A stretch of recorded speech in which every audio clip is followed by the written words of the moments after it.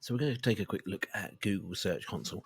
Now, if you wonder why your website is struggling to rank or you're not ranking for some of the keywords that you think you should be, then Google Search Console is a really handy tool to give us a bit of an overview as to how Google is seeing our website.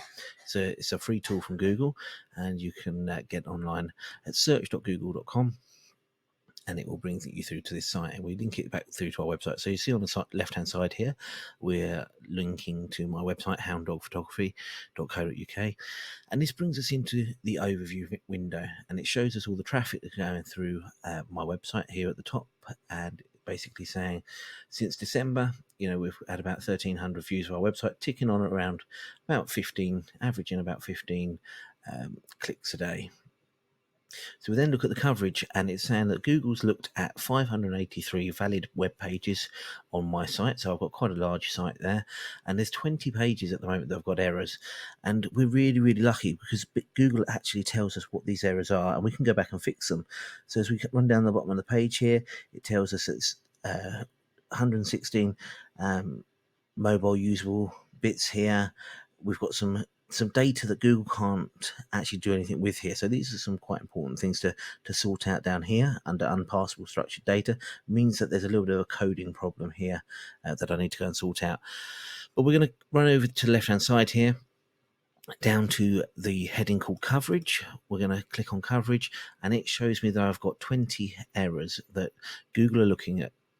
20 of my pages that have got errors on, and it's probably stopping people going and looking at them. I've already been in here and had a quick look to see what they are, but I'm going to just give you a good example of what is happening and why Google doesn't particularly like it. So this error here says submitted URL seems to be a soft 404. So what a soft 404 means is it goes through to somewhere, but there seems to be no data there, or that the page that they're expecting to find isn't there.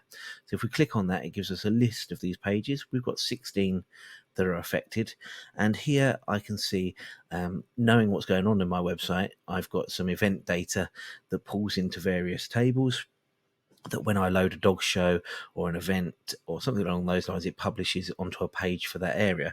So I've got areas that are Reading, Swallowfield, Camberley, Bracknell, and as I load those events in, it appears on those tables on various pages. If I click over here, these two icons, one says inspect the URL, which is getting Google to go off and do its thing and check for problems, and the one just before it opens it in a new tab. So if we open Frimley Green, because I know that I haven't done any work on Frimley Green yet, it basically comes through, and this is what the soft 404 means. It means that we've put a search query in to find something on your website, and there's no data there. It's just literally not even a page. We find nothing related to what we've searched for. So somebody can effectively click on a link on your page, and then it comes through to this. And as far as Google's concerned, that's not good business. We need to be even directing people that are lost on our website. We need to be directing them back to something useful to keep them interested. So what I'll show you is we've just done a little bit of work on this other page. So the same fault, we can see from what says WCS room, we can see that it's the same kind of pages that we've got a similar fault on. So on this page about the Surrey Heath show, I've just literally written 2 or 3 lines of text, and then the query runs. But because I've fixed this little bit of text just here, Google now knows that there's something there for a visitor to read.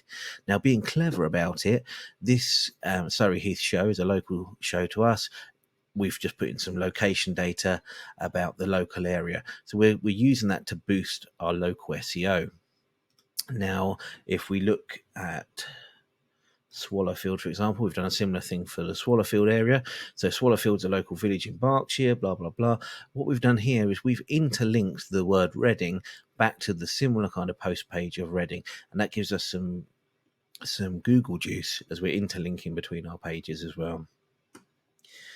So that's just one way that Google Search Console is really handy to help us fix our problems. So when I've worked through these 16 pages, all of them just need a little bit of a tweak. I can then come back and hit validate fix.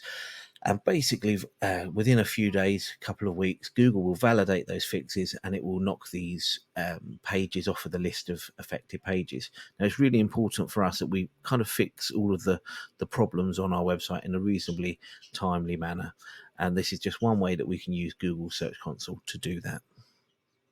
So if you're looking for any other help on your websites,